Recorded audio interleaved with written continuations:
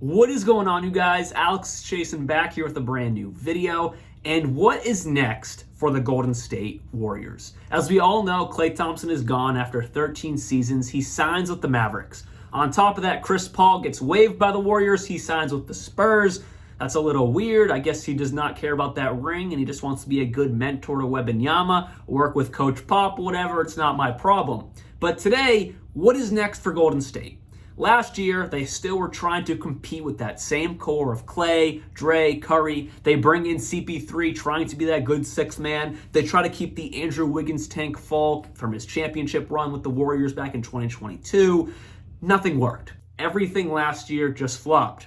Ultimately, missing the playoffs, losing to the Kings in the first round of the play-in. So this offseason, Mike Dunleavy and ownership, it's obvious they're like, we cannot keep going with this same thing forever. They let Klay Thompson walk. Well, they do a sign and trade with Klay Thompson, sending him to the Mavericks, of course. They get back a few second-round picks. And that has shown me, and I think most people, the Warriors are done messing around. They have a top 10 player in the league still, Steph Curry. Let's get some value out of him while he's still playing amazing, and let's try to go get that fifth championship for him. That's what the Warriors are trying to do right now. They get some guys in free agency, which I'll name in a second, that are good role players. They're not the end-all, be-all. But it's better than keeping Klay Thompson and running it back. Klay didn't have a terrible year last year. He got a lot of hate, but it was a regression year, mostly on the perimeter defense side of things. It was atrocious. His three-point shooting was still pretty good. I talked about all of this in my last video talking about Klay to the Mavericks. If you want to check it out, I'll put it up top. I don't want to completely repeat myself, but basically, Klay Thompson last year, it was a regression year, and I understand why the Warriors didn't want to overpay to keep him. They kept Draymond Green. They gave him a contract last summer. They believe he is the glue guy. They believe Klay Thompson is replaceable, and I can agree with that. I am not mad in any way, shape, or form. Klay Thompson is no longer a Warrior because while you have Steph Curry and he is still playing as a top 10 player in this league, you want to make him as winnable as possible, and that means getting good, valuable pieces around him. They pick up Kyle Anderson, really good on defense in the playoffs, for the Minnesota Timberwolves, really showed up there. Yes, he is slow motion, but he is very valuable in the defensive end, and offensively, he's serviceable. And then you bring in DeAnthony Melton, a fantastic perimeter defender for a guard. I think in Philadelphia, he wasn't as good as he was in Memphis. I really loved him in those Memphis days with Ja and his early years of his career. They bring in Lindy Waters in a trade from the Thunder. That does not really matter too much, but the biggest one so far in free agency is they get Buddy Hield. I saw on Instagram or Twitter, instead of the Splash Brothers with Steph and Klay, it's the Splash Buddies with Buddy Hield and Curry. A little cringy, but it works. So the Splash Buddies now of Curry and Buddy Hield, and Buddy Hield is a perfect complementary piece to Steph and Curry. Those four guys right there, but really the top three of Kyle Anderson, Buddy Hield, and DeAnthony Melton, those guys can replace Klay Thompson. It's three guys for one. And it's really three guys for the price of one because all three of them are on really small, minimal contracts. You have Buddy Hield making $9 million this year. You have Kyle Anderson making $8 million this year. And then you have DeAnthony Melton making $12 million this season. They're all very, very small. Klay Thompson wanted upwards of $20 million plus. I know he only got, I believe, $18 million a year with the Mavericks because he took a pay cut to try to win a championship with that team. So you basically get three guys for around a price and a half of Klay Thompson for 1 year. That is a W for the Warriors, who now have money to make other moves in the market. Last season, they were in the second apron, paying $209 million to, of course, Chris Paul, Klay Thompson, Curry, Andrew Wiggins, Draymond Green, and they didn't even make the playoffs. Right now, they are very close to the first apron, but they are under all the aprons and all the penalties that come in the new NBA apron era. Right now, they are not even near it. Last year, didn't even make the playoffs, and they were well over the second apron, paying all those penalties, all those restrictions on trades and signings, not even to make the playoffs. Well, right now, they are around they are around $175 million, and they still have to fill out their roster, so they'll probably get to that first apron. But even if they end up leaking a little bit into that first apron, it won't really matter if they make a trade that will make them better. So what has been the rumor so far for the Golden State Warriors since Klay Thompson and even before Klay Thompson departed from the Warriors? Lauri Markkanen in Utah. So let's talk about a possible Lauri Markkanen to Golden State trade because the talks are real. It's continuously happening. It's probably happening right now while we're talking about this and while you're watching this video. Lauri Markkanen to Golden State is definitely a possibility. And like I said earlier, and the Warriors are diving into this deep, you have Steph Curry. Let's not waste the last 4 or 5 years of his career, and especially let's not waste the last 2 or 3+ years of his prime. This man is still playing prime Curry basketball. Maybe a little slower, maybe not quite as good of a defender, but offensively, he is still a bucket getter, and he's still playing top-of-the-line basketball. Let's not mess this up by missing the playoffs continuously. So let's talk about a possible Lauri Markkanen to Golden State trade. The first proposal here, and I'm doing this in the eyes of Golden State, because on the other end, in Utah, in the mountains of Utah, they have Danny Ainge, who, if you've remembered any of his trades back in Boston, and even the few ones he's done in Utah, he never wants to feel like he's losing a trade.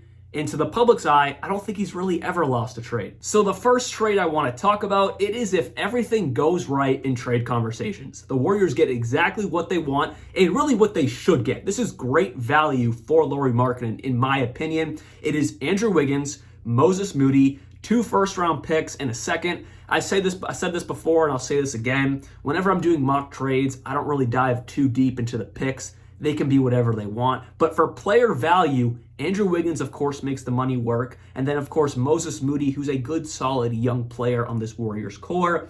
And in return, they get Lauri Markkanen and Jordan Clarkson. So, of course, they're going to have to give some picks. But again, I don't know.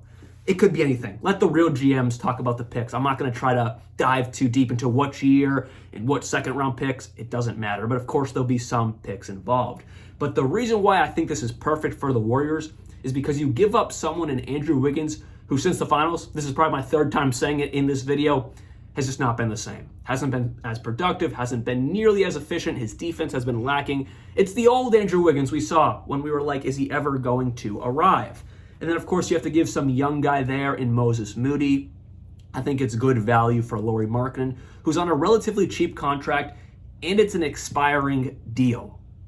And then, of course, you bring in Jordan Clarkson. This is a winning move for the Golden State Warriors. You bring in an all-star in Lauri Markkanen. You bring a great 6th man in there in Jordan Clarkson, who's 32 years old. He has no business being stuck in Utah on a mediocre play-in team. He has no business being there. So trade him to a team that actually wants to win with Steph Curry in Golden State. I think that's very fair, and I think it's something that should happen with this trade. A possible starting 5 for Golden State could look like Stephen Curry, Buddy Hield, Kuminga, Markkanen, and then Trace Jackson-Davis or Kevon Looney if you want to throw him in there, or Draymond Green if you want to throw him in there. Maybe you push him to the bench now, whatever you want. Or you could do a kind of small ball lineup because, of course, Lauri Markkanen's size is big, but he plays more small. You could put Lauri Markkanen at center, Dre at the 4, Kuminga at the 3, Hield at the 2, Curry at the 1. Whatever combination you want to do, you could do, and that is a winning team. And then off the bench, you still have Kyle Anderson. You have Kevon Looney if he's not starting.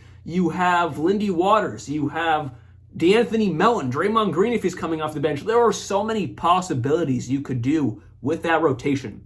That is a much better and a way deeper team than what the Warriors put out last season. Last year, they were lucky to run a 7-man rotation that was good. This year, they could run a 9-10-man rotation of all good, valuable players and good role players in the league. This would be a perfect move for Golden State, but there's a caveat to this. It's Danny Ainge. Danny Ainge I just can't picture him as being a Boston fan and seeing every single one of his trades since I can remember. I just can't see him giving up Lauri Markkanen, Jordan Clarkson, without knowing he's getting Jonathan Kuminga back. Jonathan Kuminga here, of course, is the ace. He is the star that Danny Ainge probably wants. So another trade, and I don't like this trade, but if I'm Danny Ainge, this is probably the one he would probably rather go with. It's Jonathan Kuminga, Moses Moody, a pick or two. Again, it doesn't really matter. I'm not the real GM. Gary Payton to make the money work for just straight up Lauri Markkanen. I personally hate this, but if I'm going into the mind of Danny Ainge, this is something he would much rather do because he wants young guys to build with. He wants some picks. That's just how he operates. He did that in the rebuild in Boston. Obviously, that worked out pretty darn well. Look at the team now, especially with Brown and Tatum. He drafted those guys, and he did that by trading Garnett and Pierce, getting those Brooklyn picks. So he is a mastermind for trades. This is a Danny Ainge type of trade. But if I'm the Golden State Warriors, Jonathan Kuminga, unless I'm getting a top 5 player in the league, is off limits. He averaged 16 points a game last year.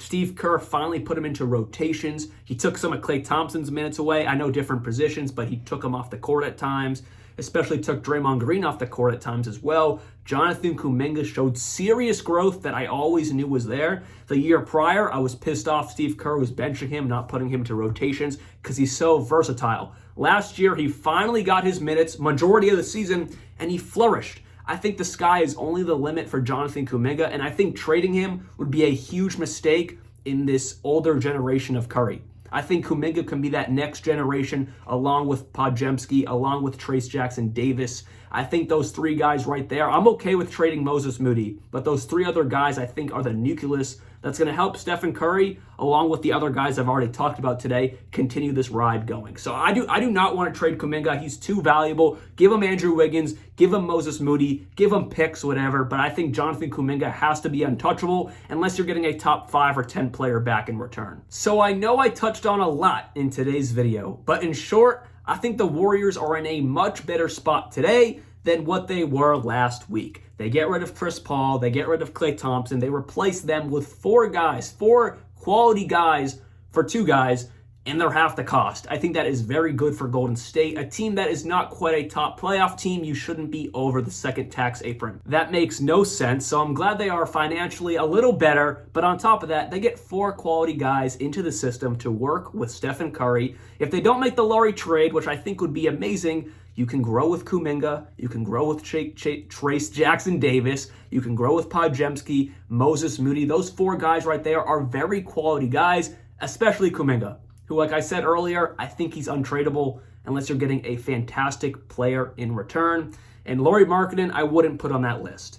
Because if you have Lauri Markkanen and Kuminga, who continues his growth, I think you're right in the running to be another great team in the Western Conference because you're led by Stephen Curry. You still have Draymond Green, who's going to be that locker room guy. You could bring in Jordan Clarkson in a mock trade I talked about. The Warriors right now, I think they are still a play-in team, maybe slightly out of the play-in around that 6th seed. But if they make this Lauri trade and do it right by not giving up Kuminga, by not giving up too much, I think they can be a competitive team once again. So hopefully you guys did enjoy this video. Let me know what you're thinking down in the comments below because I ran through a lot. The Warriors are kind of like in a tricky spot right now. I think they're still much better than what they were last week, but they're still not quite to where I think they can be because they have Stephen Curry, and I would not waste any time with him. See you guys very soon, and like always, peace out.